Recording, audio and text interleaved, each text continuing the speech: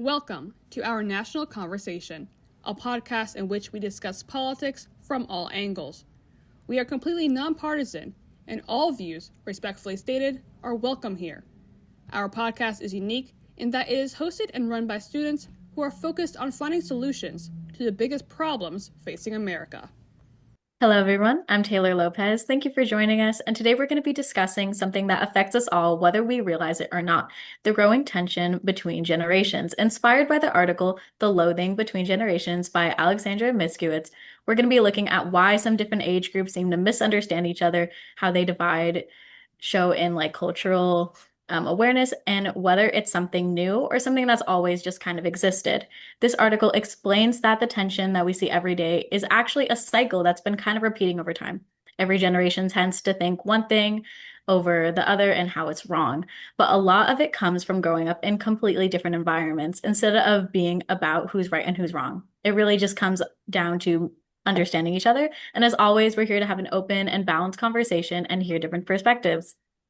So I'm going to start us off with a question. And when we think of Gen Z, millennials, older generation, just anything above that, what is one word that comes to mind? Like hardworking? And can you guys tell me why you say that? I'd like to start off and say one word is quick. Social media, technology, all this stuff, it happens in 5 minutes or less. It's not always easy to figure out what the latest generation's doing because they can name a platform that I've never even heard of, and they can do all this stuff that would probably take me 5 hours. But yeah, I'll just say quicker. Gen Z is definitely tech savvy, but they have been branded with a label. Somebody wrote a book just recently called The Anxious Generation, describing Gen Z, saying that they are fearful and tentative and don't take initiative. They kind of hide in the back of the room and hope they don't get called on. At our national conversation, we've been doing this now for 5 years, and I've noticed a lot of this. And it concerns me, frankly, because the future of the country is at stake. Young people will one day take over, and then when it's their turn, I just wonder if Gen Z is going to be up to the challenge, because right now they do seem anxious, and they're not as bold as they're going to need to be to change the world or change the country. That's going to be a very heavy lift, and if you're tentative at all about all this stuff, then that's going to make it hard, I think, for Gen Z to do what's needed here. Jeff, have you had a personal experience where you think that they're a bit more timid? Can you explain why you think that like that? Well, I'm going to say it happens almost every day at our national conversation. We have a lot of Zoom meetings like this, and sometimes we'll have 40 or 50 interns in the room at one time, and I might ask for a volunteer to help out with a particular project, and everybody just kind of freezes up. It's like, oh, please don't call on me, don't call on me. See, in my generation, we were very competitive, and if the boss said, I'm looking for a volunteer, all the hands shot up immediately. And it was like we were elbowing each other to get to the front of the line to ace the other person out so that we were the ones getting called on so that we could score the brownie points and, get the next promotion. I don't sense that with Gen Z. I think they're very collaborative. Now it's nice, actually. I mean, we were jerks, to be honest with you. And there's a lot about that generation when I was coming of age, in my 20s and 30s, things that we all said and did that we're not proud of now, in order to get ahead. But I think Gen Z is maybe a little too tentative. And one thing they do that drives me nuts is often in these big Zoom rooms with 40 or 50 interns, half the cameras will be turned off. So they're just black boxes with their names on them, but they won't really engage because they're not really in the room with us. So I don't know why they do that. I ask them often to turn on their cameras, and even when I do, they won't. If I can just chime in, I can kind of attest a little bit to what Jeff is saying regarding how they're unsure but collaborative. So I'm like a younger millennial. I'm on the cusp of Gen Z, but I do teach in a college setting, and most of my students are younger Gen Z. So anywhere between probably 19 to 23, 24. And just something that I've noticed, even there's been a difference since COVID hit. I finished college right before the COVID-19 pandemic. And like Jeff was saying, even us as students, we were still really competitive and we were always, speaking up. But I think just being used to being behind the camera and not really having like actual eyes on you in person did affect Gen Z a little bit, just based off of, when I tried to lead discussions, for example, in the classroom. Something that I've noticed is, when I first started teaching, the questions were a little more difficult for them to articulate. So I tried to reframe the question so that it was like a matter of opinion. So it wasn't, it's not like a yes or no answer. It's like, what do you think about this? And I just get like deer in headlights eyes, and they just will stare at me, and I have to kind of guide them into it. I'm like, okay, well, what about this or what about that? And it's not until somebody will raise their hands and give a great answer, and then nobody will have anything to add on to that. But when I put them in groups, so like pairs, it's like they're chatting away. So I think individually, they're like Gen Z's really timid and, they don't really feel comfortable taking initiative in environments like that. But when you put them together and kind of make them, I guess, collaborate, they do a lot better. So my hope, just to bring some positivity, with what Jeff said and his concern for the future, Gen Z will be, our future leaders. And, hopefully just the fact that they do so well in a collaborative environment, that's something that we can look forward to. Because in a way, competition is also kind of what's driving our country down at the same time. So it might be good to have some collaboration in office for once. Let me push back a little bit. I think Gen Z is amazingly collaborative. Really, it's wonderful to watch. Everybody gets along. They're very respectful of one another. They all make sure everybody is heard. But I've seen it happen so many times now that I speak with some authority on this. I think they often cannot make a decision because they go round and round and then they talk about it some more, and then somebody else has a new idea and then they analyze it from another angle. But I'm always interested in getting the projects done. But I think there's a fear among Gen Z that if they make a recommendation, well, it might turn out to be wrong.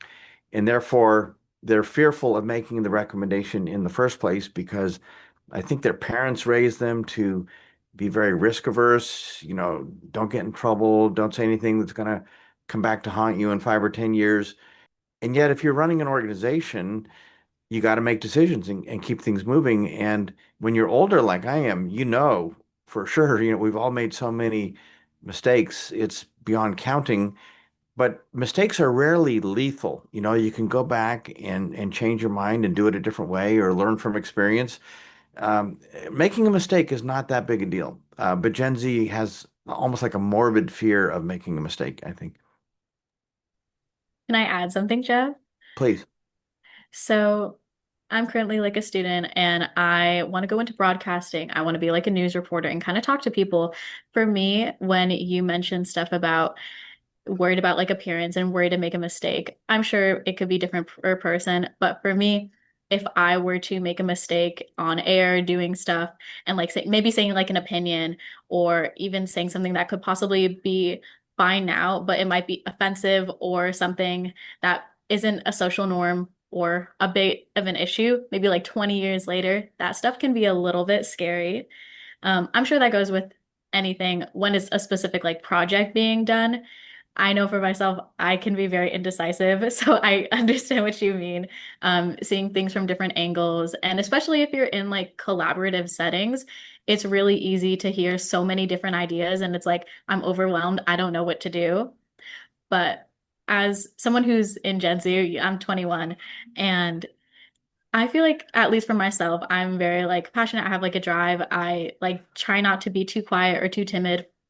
But I think it's definitely about how we were raised. And Olivia, when you mentioned COVID, that was a huge thing. I used to be so quiet and so timid, but for me, the COVID was like a switch. I made that like, I want to talk. I want to be able to like be a voice. But a lot of my friends kind of had the opposite effect. Um, I think social media had a part to play once COVID happened, and that was a whole nother conversation. Dave, do you have any comments? Have you experienced anything like that? I liked the quietness of COVID because I felt like there was too much going on. So now that everyone's back and yapping, I'm like, get me away from it. Present company excluded, You know, obviously. I Well, will you know, say we didn't have social media when we were growing up. Thank God. We'd all be in jail probably, or we'd be so embarrassed by what was captured on camera. Some of the antics that we pulled in those days. So I kind of get that. I mean, you could say something today that somebody records, and then 5 years from now, 10 years from now, somebody might decide, well, that's no longer politically correct or whatever. So you're zapped. Life is over as you knew it.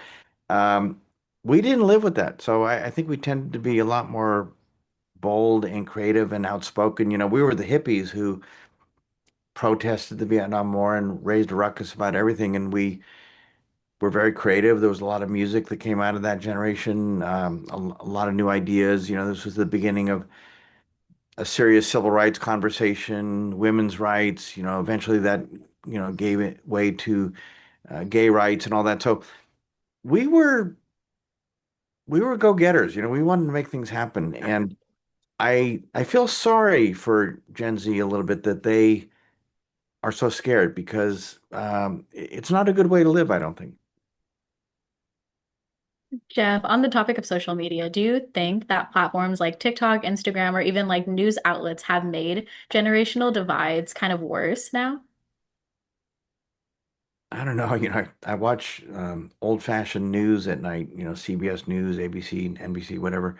I watch cable news shows where they talk, and all the ads are for old people and all of the medications we need to take or devices that we need to hold our bodies upright. Um, I think young people are tuning out of old-fashioned traditional media, and they're getting it all now from social media and YouTube, and I don't. So I don't experience that. So I'm not sure. Try to be more specific. I'm not sure I'm even understanding the question. Yeah, I could totally rephrase it. I know how social media exaggerates a lot of differences between them, like how you were mentioning the news sources. For my generation, they even have like news outlets, but it's a random character giving you the news, but you never hear it from like an actual news source. And I was kind of like wondering what the differences are, if like you've noticed anything from um maybe Gen Z, millennial, and like up, and how they get their news sources from. Well, I think one thing older people don't understand is influencer culture. These people just kind of come out of nowhere and suddenly they're famous and everybody's listening to them and buying products from them. And, once in a while I'll see something and I'll wonder, well, why does this person have a big following? What makes this person so smart or so special? And I think a lot of it maybe is just luck. Just somehow or another, one day they said something funny or whatever, and it went viral. And next thing you know, they've got, 10 million followers and off they go. I don't really know how that works. I mean, I think marketers would love to know how this works because if they knew how it would work, they would do it every day. But there's sort of a lightning in a bottle quality to this. There's a magic to it that nobody can really quite figure out. Yeah, I know influencer culture is definitely a big thing. In my head, it's like What do you mean you just picked up a camera, you started talking, and people like you? They just kind of like trust you, whatever content you put out or whatever. Um, Kind of talking about social media, have you ever believed something about another generation that turned out not to be true? Like any stereotypes? Yeah, but this goes back a long time. I mean, our parents were totally freaked out about our generation. They went through World War II. They went through the Depression. They really built up America in the 50s, which was a very productive time. They built the interstate highway system. They built companies. This was the beginning of technology. In the 60s, we put a man on the moon. I mean, it was a time of serious productivity, and our parents deserved a lot of credit for that. Now, when we were young hippies, though, we thought, well, they were straight, they were the establishment, they were boring, everybody acted and thought alike. There was a lot of conformity in society in those days. And we didn't want that. We wanted to be different. We wanted to do our own thing. We wanted to explore creativity. So we thought our parents were a bunch of old fuddy-duddies. But now I really respect them and what they did and what they tried to tell us. I mean, this was a very some people call it the greatest generation. They won World War II and then built America after that. I feel like our generation has been a bit of a letdown by comparison. I'm not sure where things went askew, but we have income inequality now. We have all the same old racial divisions that we used to have. So we didn't really make much progress there. It seems like people are much less happy today than they were when I was 21 years old. We were happy and carefree and everything was good. So, I feel sorry that you guys can't enjoy the same feeling. Maybe one day you will. It's a thought that I had throughout, you guys discussing. I think that social media actually plays into a lot of what's going on, specifically when it comes to information overload. We as humans are not supposed to be digesting all this information, all these different positive, negative, like sources daily, seeing hundreds and hundreds of different topics. It's bad for your brain. It's bad for your mental health. It's bad for society. And I think just based off of my observation, that could have contributed to your generation's happiness. The fact that if you wanted news, you had to turn on the TV or you had to pick up a newspaper or you had to read a book. It wasn't like at your fingertips, at your disposal at all times. And you weren't getting notifications of all this, all these different tragic events, right? And we do know, like in psychology at least, that it's not good for you to be digesting all this information. And so that's just something that I wanted to add is I do think that, Gen Z's view and outlook on life has a lot to do with that. I'm sure there were a lot of really terrible things that may have been happening, in the 60s that, the general public didn't know about because they didn't have access to that kind of news, which is in a way, it's kind of a good thing. Because again, you're not supposed to know all this information. So that's just something that I wanted to add. Is I think that all the news and all the information is contributing to Yeah, the differences between our generations. we certainly did not have the volume of news back in those days, late 60s, early 70s, when I was coming of age politically. Most families got a morning newspaper. Most families got an evening newspaper. It was like appointment reading. And then at nighttime, if you wanted to watch the news, there were three channels, and that was it: ABC, NBC, CBS. This was pre-CNN even. CNN came along in the 80s sometime. I'm not sure what year exactly. And they had 24-hour-a-day news, and everybody's going, 24-hour-a-day news? Who wants to watch news all day, and who can handle all that? But that was kind of the beginning of where we are today. But I will also say in the 60s and 70s, media did start to change. In the 50s, media was mostly very traditional, very pro-establishment. Whatever the government said, everybody believed because the media told us we were supposed to believe it.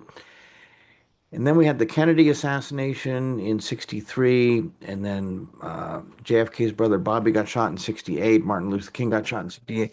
And there were all these conspiracy theories about, well, was there a second shooter, of JFK? Or, is the government really telling us the truth? Why did we go to Vietnam? Was it all based on lies? Did LBJ make up stories in order to justify the war effort? So suddenly there was this cynicism that was creeping into the equation that we didn't have before. And it really reached quite a peak with Watergate in 1972, 73, 74. Richard Nixon was widely viewed by young people as being a crook. He wasn't trustworthy. He wasn't going to end the war in Vietnam like he promised he was going to do. And there was just a lot about him we didn't like. And then he got caught one time covering up for a break-in at the Democratic National Convention headquarters. Um, and, you know, the lies just sort of compiled the injury. And the reporters in that time, Woodward and Bernstein at the Washington Post, did so much intense investigative reporting that it created a lot of pressure on Congress and the Senate to do something. And eventually the congressmen and senators walked down the street to the White House and met with Richard Nixon and said, if you don't resign, we're going to impeach you, and we've got the votes to do it. And these were even his Republican friends telling him that. That's how intense it was. And he did. He quit. Um, so media took on a much sharper edge at this point. A lot of young people like myself coming out of journalism school, we thought, wow, you can get paid for telling the truth. You can get paid for righting wrongs. It was a very exciting time, really, to be entering journalism. Yeah, I think definitely because of these different generations, obviously growing up in different environments, being like economically, culturally, like technology based, do you think that generational conflict is really about values, or is it just these different life experiences? Well, that's a good question, I think. And I've given this some thought because some of my interns gave me some feedback along the way that they felt like I was being very negative and harsh towards Gen Z. And that if I had grown up in Gen Z, I would have been much like you guys. And when you think about it, is it really Gen Z's fault that it is tentative and timid and nervous and all that? Uh, Surely the parents had something to do with this. Surely the teachers had something to do with this. Surely social media has been a huge contributor. Our whole culture, you grow up in the culture you grow up in, and so I started to think about that, and I said, it's really not their fault. And if I just beat on them, that's not going to make things better. And I think it's up to us, the older folks, to try to pull the younger generation out of its shell to make it a little more courageous so that they can do the hard work that's going to have to be done. So I think we older people have a responsibility actually to the younger generation to lend them a hand and pull them up. A lot of young people, well, even in the last 5 years, I've noticed a difference. When we first started our national conversation, it was the year was 2020, and there was an election coming up that year, and Joe Biden won that election, and a lot of the students at that time were very nervous about Donald Trump. Um, it was a kind of a scary time for them. A lot of the talk about climate change, which young people take very seriously, was being challenged by Donald Trump and others. And I think they feared, and then COVID, just scared everybody. I think it made everybody kind of hypersensitive. And when older people criticized or questioned the younger people, they didn't handle it very well. They really didn't like it. Maybe we were being too direct and too blunt, but there's something to be said about Gen Z being too sensitive, I think. And then we also had this wave of political correctness where God, everything I said in those days got challenged by somebody. And, there was the whole pronoun thing and a lot of emphasis on DEI. And I think from an older person's perspective, it almost became too much. And I think a lot of Trump supporters felt the same way, and they said, we've gone too far in that direction and it's time to swing back again, which helps explain why he got reelected. Yeah, I know. For that kind of conversation during that time, I was what, maybe 12? I definitely wasn't aware politically about the impact and how like drastic it made. I do remember being in school, and the next day, once I found out that Trump was elected that year, um, my teachers were crying. Um, they were talking to us about how this would change some of the school system. I was in a public school, and I didn't really understand that kind of impact that it made during that time. With all that was going on, there were like arguments, and people were even asking, like, during these moments, there were like heavy lack of communication in how they wanted to go about this new um, upbringing. And I was kind of like wondering, do you feel like people are trying to actually understand each other, or are we just defending our own perspectives with all of these things going on? I would say we're not trying to understand each other.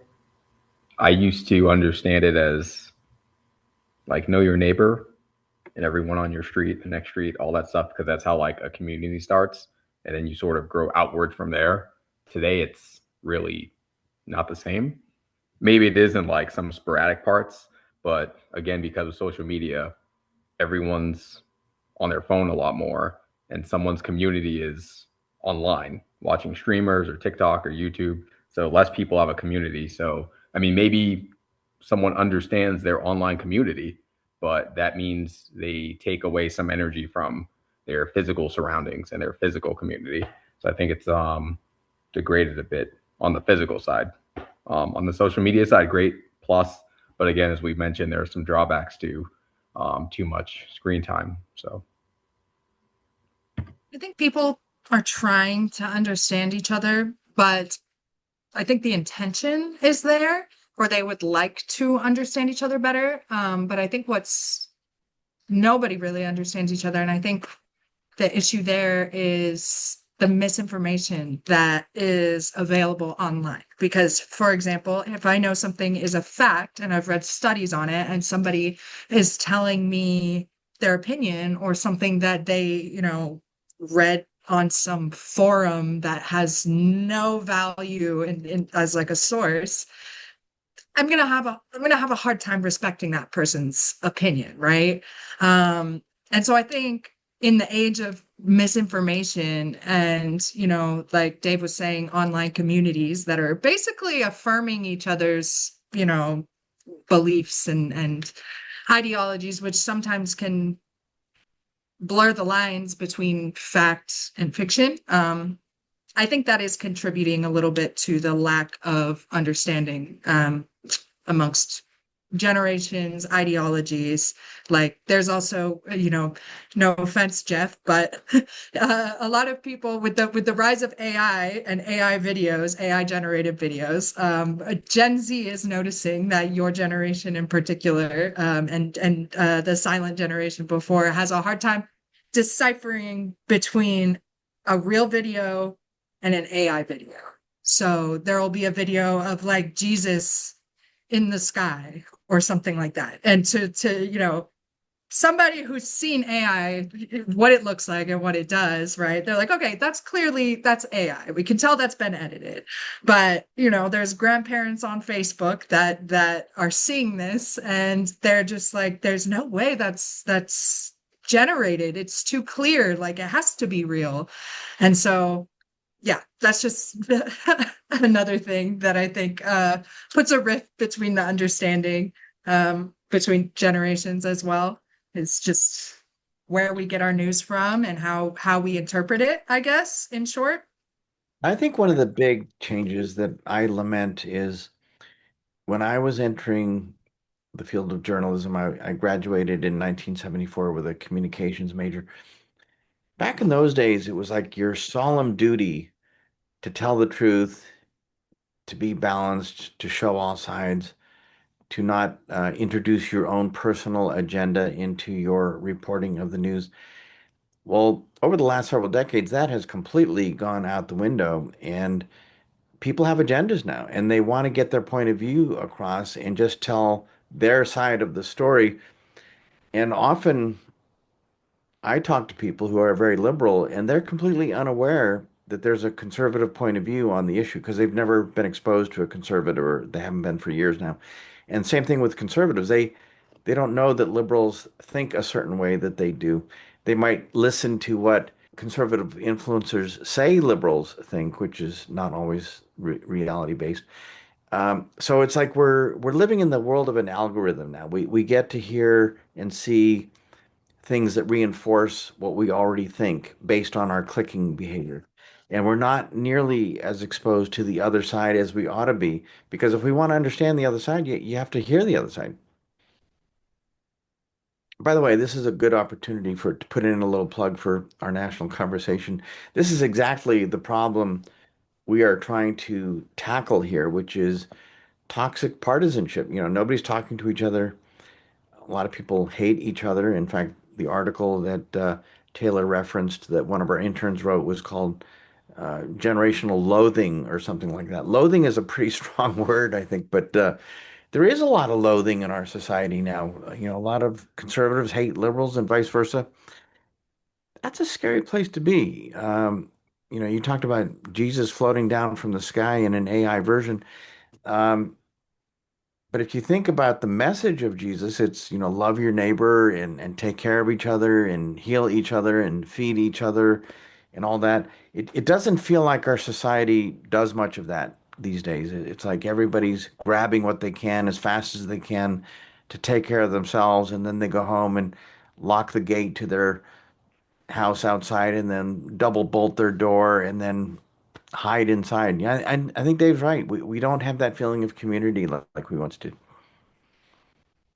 Yeah, I noticed like the same thing. In the article, it suggests that instead of continuing this kind of style, this cycle of loathing, we need more empathy and understanding for these different generations. Do you think it's realistic to break this cycle though, or is it just more a part of like our human nature?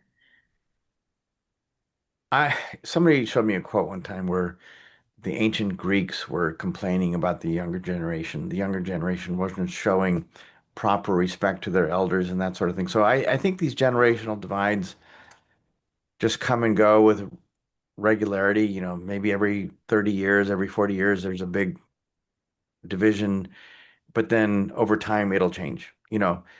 We will die off, you guys will take over. One day, maybe you'll have kids, although even that's in question these days with the statistics. They say our population fertility rate is in decline. But let's assume you have kids. Um, One day they'll turn 14 and they will turn on you like wild animals, and everything you've ever done and taught them will be wrong, and you'll be stupid. And then, maybe when they're 22 or 23, they'll start to understand you again. But no, I think this is normal. I don't feel the loathing. I feel sorry for Gen Z. I wish they had more opportunity than they have. I mean, the economy that you guys are inheriting, the how much money it's going to cost you guys to buy a home. Are you really going to get a good enough job to pay the bills? We didn't worry about all that stuff. We had it made by comparison.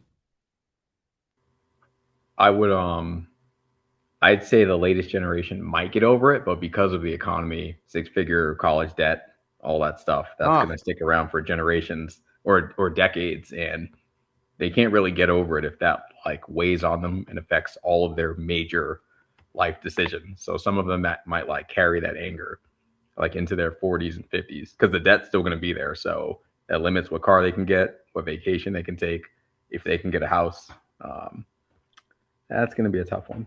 yeah, it is a tough one. And so what do? They turn to crypto and stuff like that. These scams, as far as I'm concerned. And I think these young people think that, well, you just buy $100 worth of this and then 3 years from now I'm going to be a millionaire. And sometimes it works out. I have no idea how. I mean, it all seems like a big crock to me, but I think part of the problem with social media is that you get to see other people in their lavish lifestyles, whether they're real or not, I don't know, but they go on these fabulous vacations just to take the Instagram shot and then they show it to all their friends, and then if you don't get to take that same vacation and take the same Instagram shot, you're you're feeling lesser than, you know? That's not good. That's really not good for society. We should be feeling much more egalitarian with each other. I think also social media is like taking away the unknown. So like when I was younger and when I left, we didn't have like a lot of social media. So I sort of just went from Boston out to Utah on like a bus. Did I know much about Utah? Not really. I mean, I looked up a few things online, but it was like the unknown. And it was like, fine, let me go and see what's out there. Today, it's like you can Google anything, Instagram, Utah, Kansas, Florida, France. And since a lot of people have easier access to that information, it prevents some of them from needing to do anything because the thought is, well, I can do it at any time. There's no hurry. Sort of like the unknown was kind of like exciting. I don't know what's out there. I'm still young. Let me go There's a figure it lack out. If of I fail, I just exploring. come back. Yeah, today, I don't know. It's a bit different. Yeah, as someone who's trying to get an apartment, in school, me and some friends have been like, okay, how can we move out? But we want to save to get a house. But then some of these houses are like, well, I'm in California. It's like absolutely horrible for the pricing. My parents' house, I think they bought theirs at what, like 350,000. And even then at that point, my grandparent had like split the cost of their house in half for them as like a wedding gift, which was very thoughtful. But now their house is going for like 700,000. And it's like, Oh, this starts even earlier. My mother and father bought a house in Palo Alto, California, I think for like $21,000 or something like that. It's probably worth $3 million today. My student tuition at Stanford University was $800 a quarter. So you'd go to school 3 quarters out of the year. Most people didn't go summer school. So my tuition was like $2,400 a year. I didn't have any debt. You know, it's really hard what you guys are inheriting. yeah, I'm very fortunate. I go to a Christian private and I'm getting all the scholarships I can get. Like I'm on the dean's list. I do extracurriculars. I'll do anything under the sun to get as much scholarships. And I think I'm still at like 40,000 Oh, for my tuition.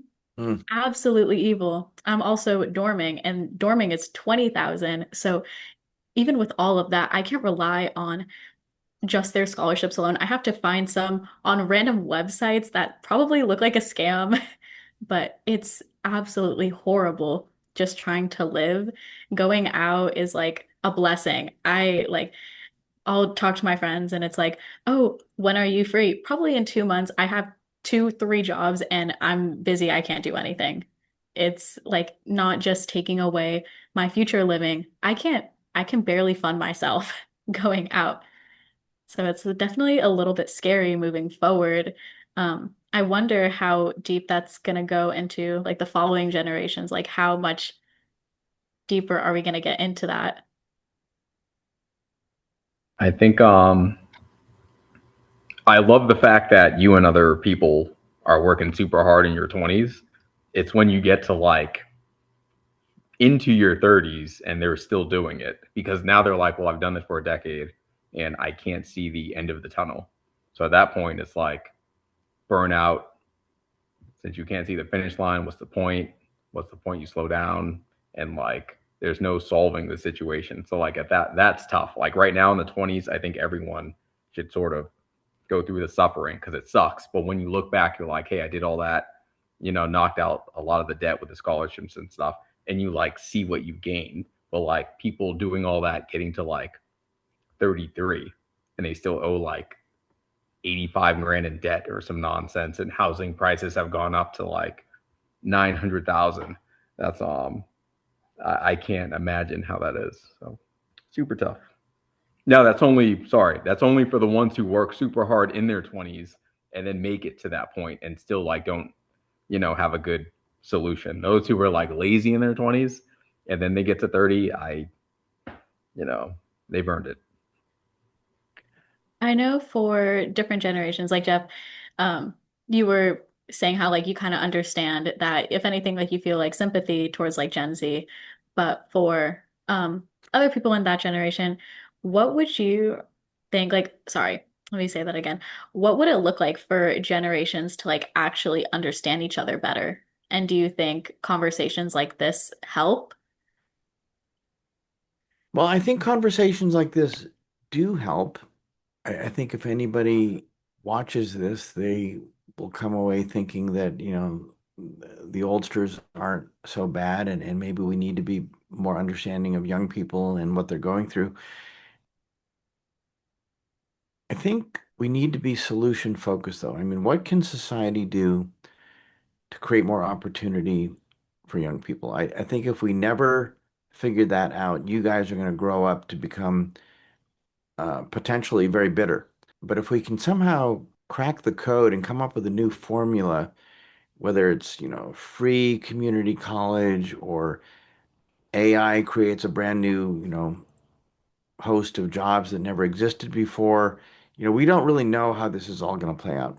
Sometimes when new technologies come along, it's actually the beginning of a boom cycle where things just take off and go for years and years. I mean, the internet, when it came along, a lot of people in the newspaper industry kind of laughed at it and said, well, who's ever going to want to read their news on the internet?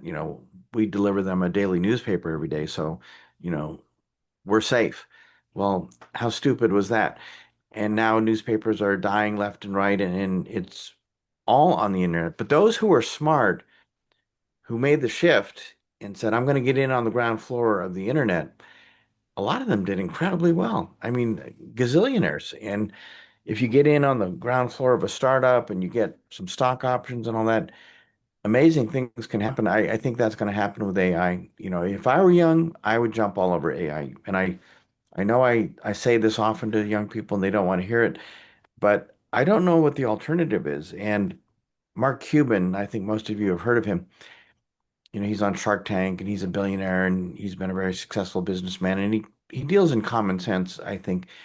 But he said, I don't think that AI is going to wipe out half the entry level jobs. Now, some people do think that, but he says no. He says, but here's the difference.